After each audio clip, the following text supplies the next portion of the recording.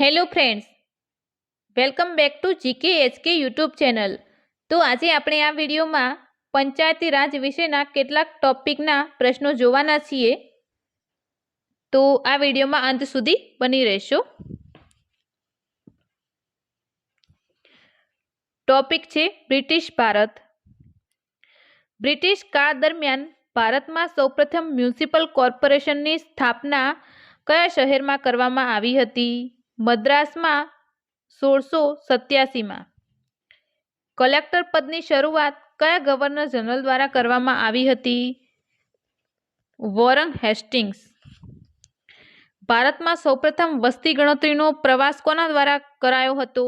Lord મેયો। ઈસવીસન 1869માં કયા governor general દ્વારા જિલ્લા લોકલ બોર્ડની સ્થાપના કરવામાં આવી હતી? લોર્ડ મેયો। ગ્રામ્ય વિસ્તારમાં સૌપ્રથમ સ્થાનિક સ્વશાસન દાખલ કરનાર બ્રિટિશ ગવર્નર કોણ હતા? લોર્ડ મેયો 1870માં। સ્થાનિક સ્વરાજ્યના પિતા કોને માનવામાં આવે છે? લોર્ડ રિપનને। પંચાયતી રાજ સંસ્થાઓમાં સુધારણા લાવવા માટે રોયલ કમિશનની રચના ક્યારે કરવામાં આવી હતી? વર્ષ 1907માં। સ્થાનિક સ્વરાજ્યને રાજ્યનો વિષય કયા અધિનિયમ અંતર્ગત બનાવવામાં આવ્યો?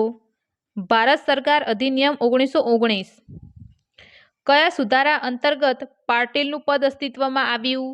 મોન્ટેગ્યુ ચેમ્બર્સ સુધારા। કયા અધિનિયમ દ્વારા સ્થાનિક સ્વરાજ્યને પ્રાંતની સત્તા હેઠળ મૂકવામાં આવ્યું? ભારતીય શાસન અધિનિયમ 1935।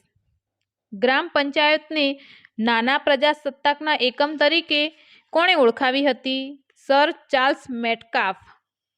સામુદાયિક વિકાસનો સૌપ્રથમ ખ્યાલ કયા રાજવીને આવ્યો હતો? મહારાજા સયાજીરાવ ગાયકવાડ। ટોપિક નેક્સ્ટ, આઝાદી પછીનું ભારત।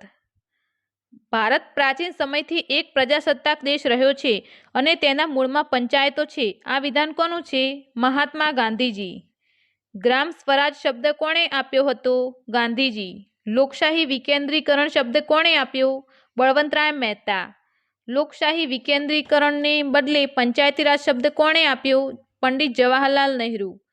ગ્રામ પંચાયત અને ગ્રામ સભા વચ્ચેનો સંબંધ પ્રધાનમંડળ અને વિધાનસભા જેવો હોવો જોઈએ। આ વિધાન કોનું છે? જયપ્રકાશ નારાયણ। ભારતમાં પદ્ધતિસર વસ્તી ગણતરીની શરૂઆત કયા વર્ષથી કરવામાં આવી હતી? વર્ષ 1881માં લોર્ડ રિપન દ્વારા। ભારતમાં સામુદાયિક વિકાસ કાર્યક્રમની શરૂઆત ક્યારે થઈ હતી? 1952માં।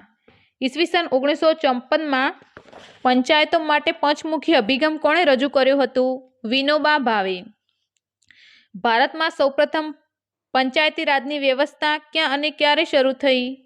રાજસ્થાનના નાગૌર જિલ્લાના બગદરી ગામે 2 ઓક્ટોબર 1959ના રોજ। ભારતમાં દેશના બુનિયાદી એકમ તરીકે ગામડાને બદલે કોને ગણવામાં આવે છે?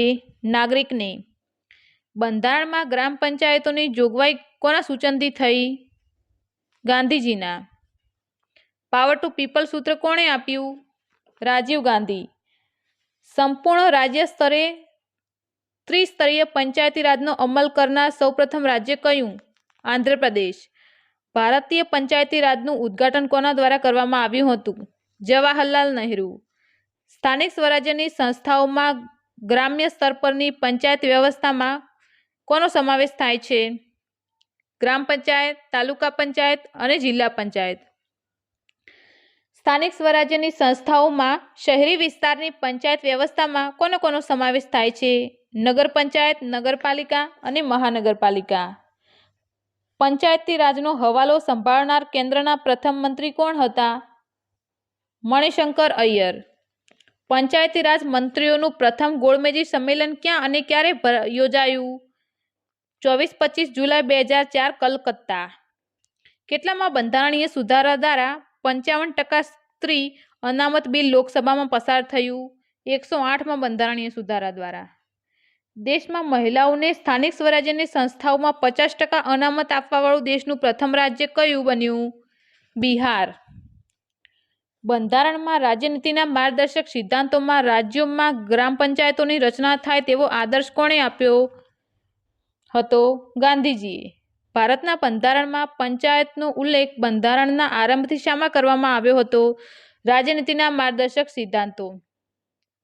પંચાયતી રાજનો અમલ કરાવનાર બીજા રાજ્યનું નામ જણાવો. આંધ્રપ્રદેશ. ભારતમાં સ્થાનિક સ્વરાજ્ય સ્થાપવાનો ઉદ્દેશ જણાવો. બધા રાજ્યોમાં નીચલા સ્તર પર લોકતંત્રની સ્થાપના. સત્તાને ભારતના 7 લાખ ગામડાઓમાં વહેંચવાની વાત કોણે કરી? ગાંધીજીએ. જો તમને અમારો વિડીયો ગમ્યો હોય તો વિડીયોને લાઇક કરી તમારા મિત્રો સાથે શેર કરો. ચેનલને સબસ્ક્રાઇબ કરવાનું બિલકુલ ન ભૂલો, જેથી આવનારા તમામ વિડીયોની નોટિફિકેશન તમને સૌ પ્રથમ મળી રહે. જય હિન્દ.